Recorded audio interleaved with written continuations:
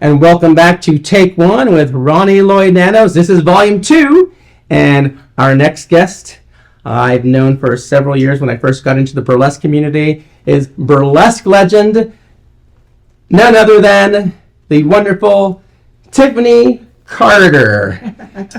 Tiffany Carter was a Miss Nude USA, Nude America. Miss Nude Universe. Miss Nude Universe in 1976. 75.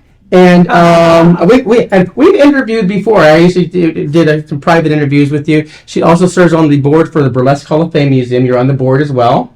And quite an interesting, unique history. I remember you telling me at one time that you served some time and were in the women's detention center with the Manson sisters, these girls back in Civil War. Remember that? And even we've talked about when you actually you got to touch Elvis, and as we're going on, we're going to get into all these things. Tiffany is always a plethora of knowledge. We've ridden together on our way to the GLCC Challenge in Salt Lake City, Utah. We've flown together to Florida. I've taken classes from Tiffany, a plethora of knowledge. I know it's hot topics today, and having you on an interview, I'm always excited to talk with you and have you here. I've gotten to stay with you when I've been out here, so I consider you a dear friend. You've always been so good to me, and I think we've been good to each other.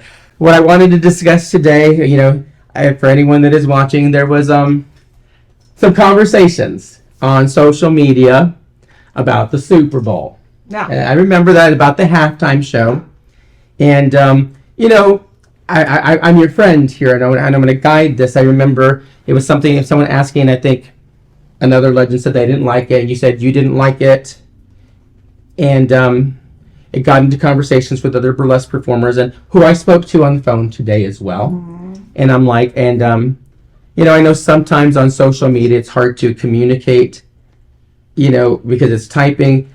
I know you and that performer have each other's phone numbers, but you can't call each other. Is Tiffany is actually partially deaf? Being deaf, so she can't talk on the phone. But I wanted to address today the Super Bowl halftime. When I saw that post, I'll be honest, I hadn't seen it yet. I hadn't watched the Super Bowl. Yeah. I was working on some film projects. And so when I saw that, I went to go watch it this morning. And I enjoyed it. I'll be honest, the reason why I knew what I was looking for when I saw it. I knew what the symbolism, seeing the beautiful bodies, the black bodies creating the American flag, Samuel Jackson as Uncle Sam. So I came in with a different perspective, knowing what I'm into that kind of symbolism as a theater director. Right. And I think for you, it wasn't, I think it might have been misconstrued. It got into some heavy conflict.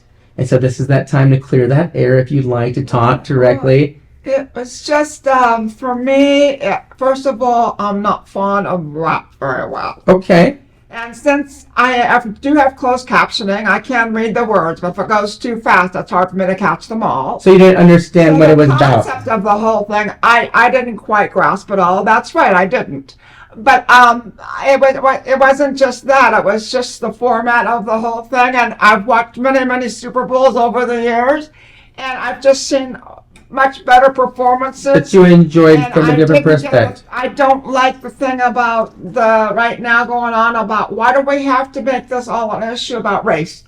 I understand that. I understand where you're coming from, and I get that. Again, it's one of those trying to segue the communities and the connections there. I think watching this from that perspective, again, as I am talking as your friend to help guide and mend these fences with each other, with everybody there. I think what it was for a lot of people, if I may, is this was the first Super Bowl where the sitting president came to watch the Super Bowl.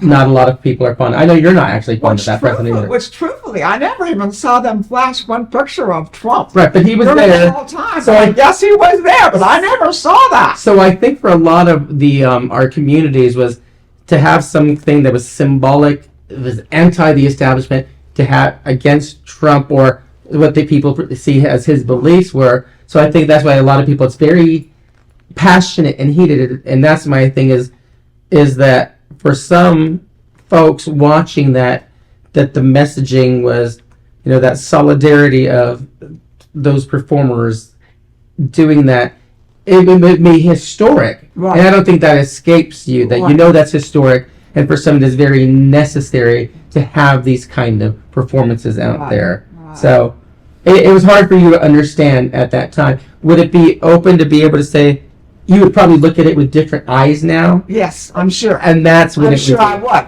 With all the opinions I've seen now and everything going on, I would love to see it again. Yeah, you should watch that again. And understand it more and read all the words, actually. Right, okay. It's just at the time, the format of the thing, and what I've seen were beautiful, beautiful different shows, like I say. In the past, I just didn't think it was one of the best. Okay. Well, of course, the game too was hard for me. Right. It was. I felt bad. I didn't have a favorite really about who to win the Super Bowl. But I do felt the Chiefs were really lacking on their game this year, and that was sad. Right. That was sad. Right. The Eagles were wonderful. They were just killing them. Right. And there's a lot of people that never even watched the game. You actually watched the game. So some people. Between our election and what's going on and everything with this new president, I'm totally bogged with a lot of things happening right now. I get that. And him being there and the way he's talked about the media and Taylor Swift and other things, it just makes me sick. Okay, I get that. I love Taylor Swift. I think she's a very good person and good for the community, and what she's done is loving. Right. Nothing but. Right. So therefore, I would look at it, like you say, I would look at it differently this time, for sure. Good. Again, sure. What I'm putting out there, again, is I'm like, and I don't think I'm crossing any lines of speaking. The performer who I'm friends with and know as well, who will actually be in Las Vegas a week from now performing in Brawling Beauty show as a headliner.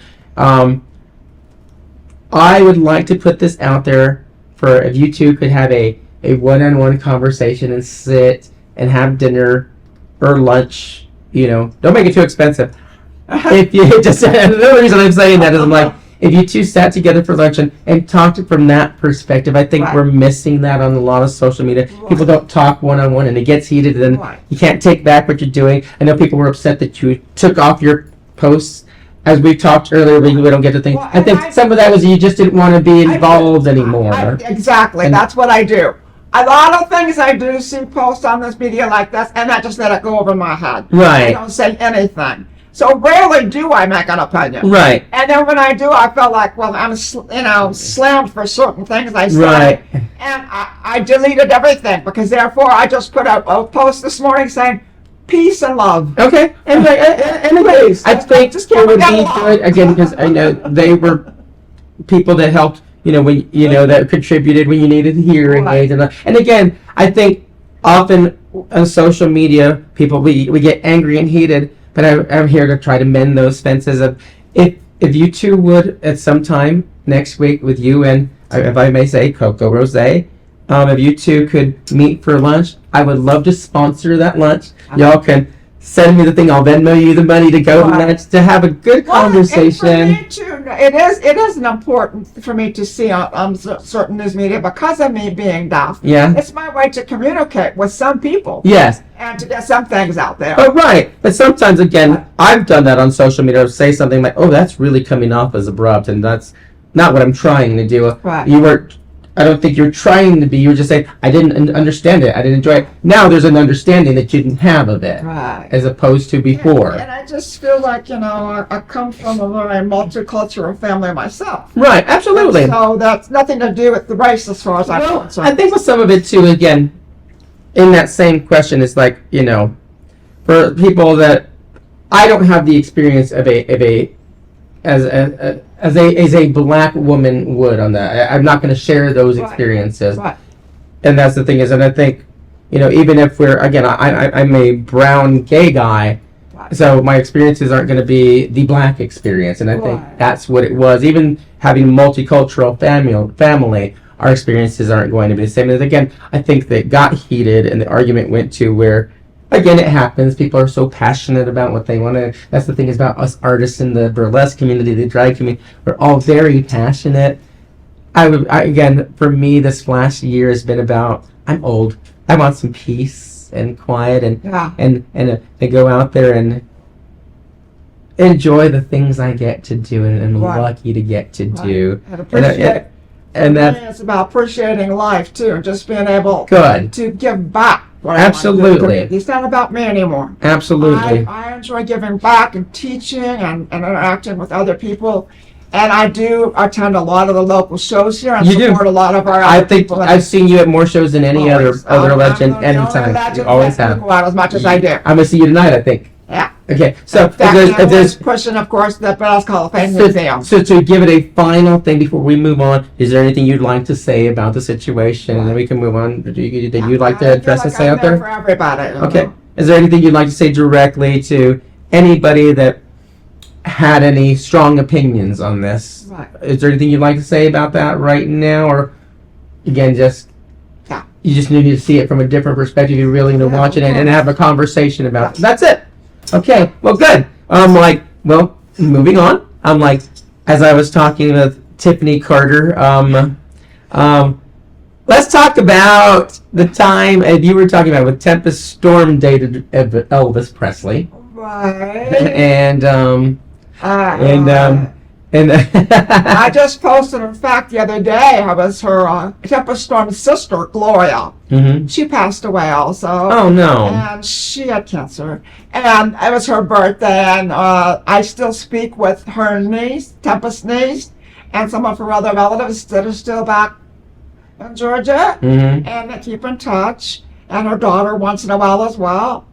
And of course, I took care of Tempest the last few years of her life. I The knew last that. few months of her life, she was with me. Mhm. So she shared a lot of stories, I bet. a lot of crazy stories. I bet. We all have our stories. Oh my gosh, I've heard a few of them. She would crack me up, and the memories she did have of stuff, because she had Alzheimer's at the end, and her memory was fading badly. But we had some great times, and I'm so glad I got to know that lady before she passed. Wow, I'm sure. There's so many legends we've lost in the most recent years, including Tempest, Marinka, Big Fanny A lot of Annie. people with Tempest didn't realize she always had this look on her face, and to approach her, people were a little afraid Yeah, because she very stoic. looked like she was a little snobbish kind of way or something. Very It stoic. wasn't so at all. When you got to know Tempest and start to talk to her, she was actually very sweet. She was And lovely. the truth was, she was afraid of people. Oh wow, I did not know She was that. afraid of people because of what happened to her in the 50s and 60s and things. What happened? Well, because she was making the money she was, and she was at the top of her game, Mhm. and people were doing things like cutting up her costume pieces. One time they put itching powder in her G-string. Oh wow, that's crazy. Ooh, Things like this were happening to her. nothing worse than an itchy She was coochie. very afraid to stand out of other entertainers. I can't blame her. Oh, nothing worse than an itchy coochie that you can how would you dance on stage with that? Anyway, this is fun about doing Take One here. We get to talk candidly. We get to talk about. I bet we get to talk sex. We get to cuss. We get to do all that stuff here on Take One. Do you have any what would be some out of the ordinary story that we could share about you that people don't know about Tiffany Carter that would surprise them? Well, first of all, I already shared the one about the sentence of me going 90 days in Simple Brown Institute. With the Manson And then, of girls. course, later, when I went to work at the Pink Pussycat in Hollywood, I actually got to meet Sybil Brown. You did? Yes. Did you tell her you stayed in your And place? Alice and Harry Schiller made sure that they told her a little bit of my story and introduced me to her. What were you doing in Silver Brand? How I was treated in her facility. Why were you arrested and put in Silver Brand? Let's talk about that. What happened? Why were you arrested? Why were you in Silver Brand? That's Sybil Brown? Yeah, why were you there? Actually, my first arrest was for oral copulation. That's a felony. Oral copulation was a felony. Is it still a felony? I'm working at a bar, Uh-huh. taking a break, and I'm sitting there wrapped around, and a black man is sitting next to me here. And they come in and they pull the music jukebox off at the time. And they pull him and I in the back and say, we're arrested for oral copulation. I wasn't even talking to this guy. Oh no. So they accused you of giving a blowjob that you weren't even giving a blowjob for.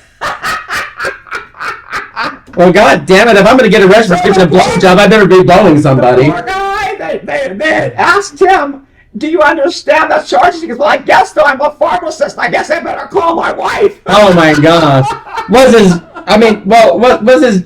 Pardon my language. Was his dick out or something? Or That's crazy. oh, Crazy. So then after them, I initial first arrest, and they started coming in periodically and arresting everyone for being totally nude and behind this bar and picking up dollar bills like all the time. So it became a series of arrests at that particular club. And of course they promised us, "Oh, our attorney will take care of you. He's wonderful." Well, that didn't happen so well. I ended up get my own attorney later. So it was like oral copulation and what, public nudity? That's the life. Oh my God. It's a felony. Is it still? I don't know. This was in late 60s, early 70s. I'm like, I thought people were just wantonly giving each other blowjobs all over. It was the summer of love, right? Can you imagine? People are doing this every day. Should be arrested. Wow. God. Fuck, I would be like a lifer. Of course, when I went to court, the judge did laugh about it and dropped it to a misdemeanor. A misdemeanor. Okay. For oral copulation. Well, I didn't know that, actually. Well, there you go. What do you have coming up? What projects? Where are you performing next? What do you have coming up next, Tiffany? Oh, our wonderful museum here, Burlesque Hall of Fame Museum, which I would love everybody to visit when you can. You can. Has a fundraiser event every month or every 2 months at the Space. And it's called Tease. Fantastic show. And it's a fun show, yes. I'm excited. I'll be doing it in May. Puts it together that works at the museum for us. And she periodically has different legends that can perform still come and do the show. Awesome. And so I'm her legend this time. Awesome. I was supposed to do it this weekend. She puts together wonderful little videos of us. Oh, fantastic. Shows we've done. Yeah, I was supposed to be in it this weekend. I unfortunately can't. My partner has medical appointments in Houston. So I'll be doing Tease in May, actually. I'm like, finally get in to do it. And I hear nothing. But it's top notch. It's fantastic. And what after Tease are you doing? Any festivals you're headlining this year? Not that I know. Not yet. I may be going, but not till November. Quite a ways off to Tucson, Arizona. Oh, fantastic! I'm I just invited for a show there. So population. I will be going there hopefully in November. Other than that, I never know. You never know. Be up and down for me. Up and down. Oh, it can be one thing and a lot, then nothing for a while. It's just sporadic. Oh, fantastic. Legends. What about anything specific, especially for BHOF this year? You are on the BHOF board. Well, I'm on the board, and of course, big event will always be like it has been in June. I look forward to being a little more involved this year with the actual event for the Weekender. Oh, good. Since I haven't really been a whole lot involved in it in the past. Some things will be changing this year. Oh, anything you can share? Well, I think it's because we have different board members. Oh, okay. And we're having some new issues that have come up. And so I think it should work out well. Wow. We're hoping and always involved though in trying to get actually more board members to good deal on board now. How many years have and the board should hopefully have more decision making than we have in the past. Oh, good. There's just too many little committees that do this and this and this, and I'd rather we be able to make decisions ourselves. Okay. I was Legend of the Year last year for you were. Hall of Fame. You were. I didn't get to make it I last year. I didn't even ask then, how did this come about? Who how do they vote on that? I get that. I think that's a common question. I'm sure lots of people want to know that. Explain to me later, but I wondered. And how do you pick a Sassy Lassie award? How does that happen? Right, and I think there's things that I've had to write a couple of people letters for. These different things. Yeah. So I've had to ask explanations of those things. Okay. Oh, that's a good. And it should be well known. It should be a well known fact for everybody to learn. No, I remember back in the days there used to be a Titan of the Tees performance. I don't think they do it anymore. I think some of that is because there's not as many legends around anymore as well. I understand that as well. Again, unfortunately, we have lost several of our burlesque legends in the past few years, but it's always neat. Well, too, and it's hard because we've lost so many of our precious legends. Yes. And of course, it continues to happen, and every year it's like, there's only so many of us that are able to perform anymore. Right. I think there have been some new legends come around. I just met a couple of them. One of them this last year. Oh. And I got a chance to actually, I was visiting a friend of mine, and so I went for San Diego. She lives in that area. Got a chance to sit and chat with her. Oh, nice. And it was very sweet to get a chance to talk to her. It was her first time at the Burlesque Hall of Fame last year. And so they're always are seeking, other legends that are out there that have not been coming or know much about the Burlesque Hall of Fame. Oh, wow. Have you been teaching any classes in recent times? I know you did teach a couple at the museum last year. I'd love to. I did teach in the museum one time. I would love to do it again. I know you've taught different things from panels. I would like to do, I do mentor and help with a new show, a new group thing called GLCC. Okay. I will be helping and mentoring for that. Well, they're not new. It's just new owners in the past couple of years. But you were mentoring with that too. Yes, again, I will be mentoring. Nice. You judged the last 2 times. Yes, and this time I'm going to. I know that personally. This time I'm going to mentor. I won 1 year. No, I'm kidding. Yeah.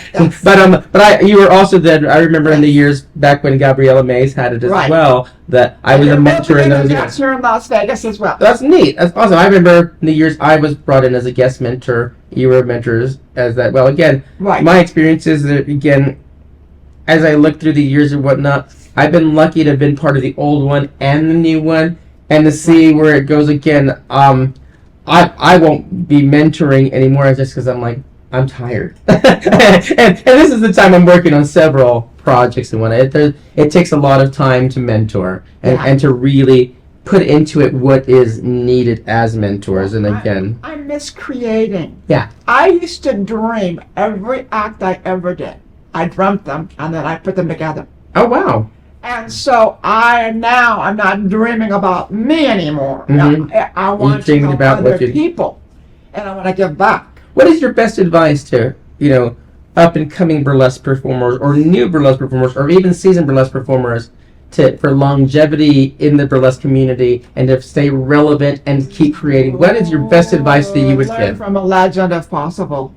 I can see that. Reach out to a legend, even ask questions. And also I ask anybody teaching, what's your goal in burlesque? Good question. What do you want to do? Do you just want to have fun with this? Is this a sidekick for you? Is this going to be a main goal to become a headliner? Or do you just want to have fun, entertain maybe your husband or boyfriend or somebody?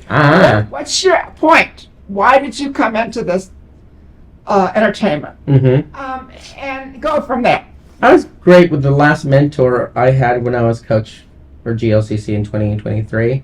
And one of the best advice I got that I forgot as a performer, as a burlesque performer, is you had the number choreographed, the peels were there, but the final thing I was missing, I remember her Jolie Von Stepp, was it's missing the fuck. It's missing the sex.